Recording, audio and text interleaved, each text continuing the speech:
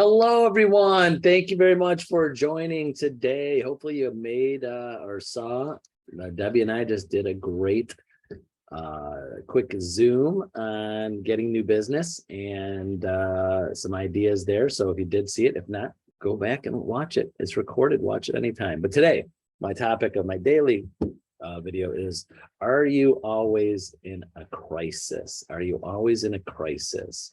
Do you know those people? Maybe you're one of them, or if you don't know this, ask people. It's just that everything is you are reacting and dealing and problem solving and putting out fires every day. Do you know people like that, that's all they do? They're high energy, high. There's always something. They're going from one thing to the next, no matter what it is. Something personal, business, health. They're just always going and looking for, they feel more comfortable in crisis, in drama, in things going on. They never feel like they're satisfied with and at peace with anything. Do you know people like that?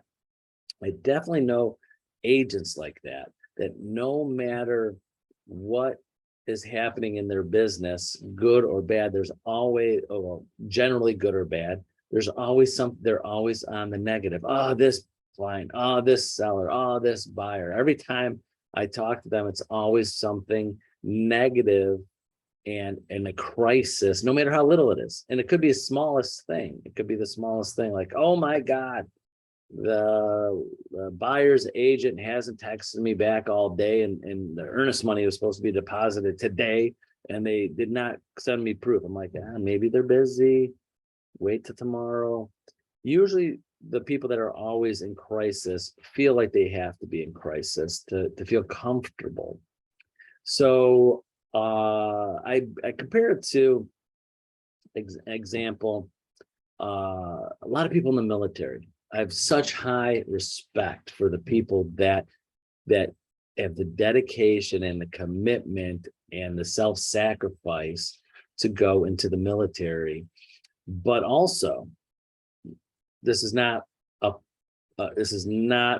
put down to anybody in the military. It's just that sometimes they always want to be not in crisis all the time, because no one wants to go to war or anything, but they always want to be in reaction mode, that they're reacting to other people telling. They don't want to create anything. They don't want peace. Every day they want to say, tell me what to do, where I'm going to go, what I'm going to do.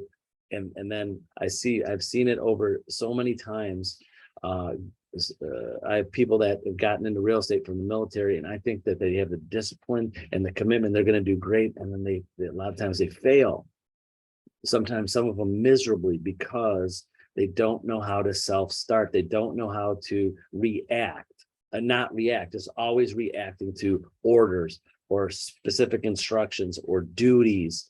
So the always in crisis, I'm kind of blending that in with always doing something that you are not in control and putting in front of yourself. So always, I just throw out here, it's like, when you have a family and a job, and it's not real estate, I got to get up for work. I got to take care of the kids. Then I got to go to my job. I got to do what my job tells me to do. And then I got to get home. I got to take care of the kids again. Then I got to go take the kids. I got to take them to practice. And then I got to take them to pick up stuff at the store. And I got to take this and that. And then I always pictured those parents that are always in, not always crisis mode, but they're always in reactive mode.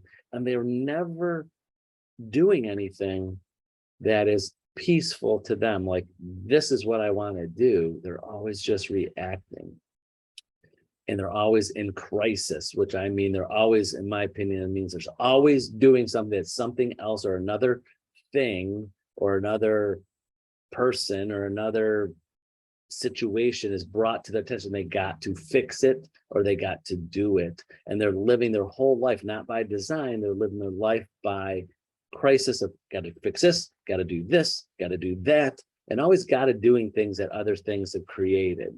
Are you following me here?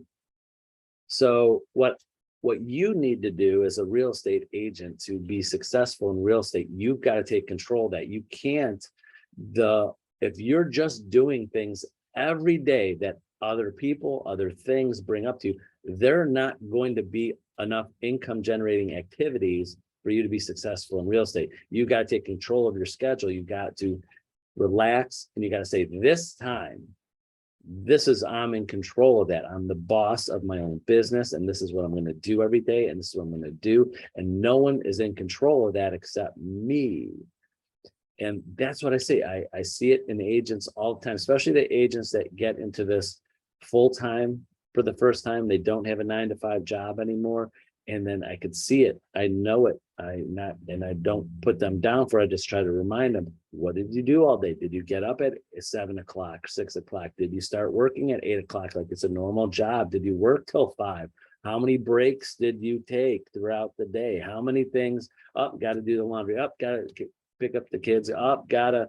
There's always something personal going on, because you're always in a waiting for those crises and those things to come to you, and it takes you away from what you should be doing. So the crisis is, are you always in crisis? Are you always doing what someone else or something else is telling you what you have to do, and you are not in control of that? That's what I'm trying to get through to you today, if that makes sense, because you have to live your life by design. And if your life isn't by design, and your life isn't and you're in control of it a majority of the time, and if you're always reacting to that, again, I use this in a good and bad way. The good parent that's always, from the time the kids get up in the morning to the time they go to school, or to the time they go to bed, and even after bed, making lunches and cleaning the house and getting ready. And they're always in that mode. And you got to take time when you're self-employed and don't have another job. Think of it another job. Remember? Well, let me just say to this. I remember the days, not to call it my age, when someone had a 9-to-5 job, didn't have their cell phone, had a job where they couldn't take. I remember, people.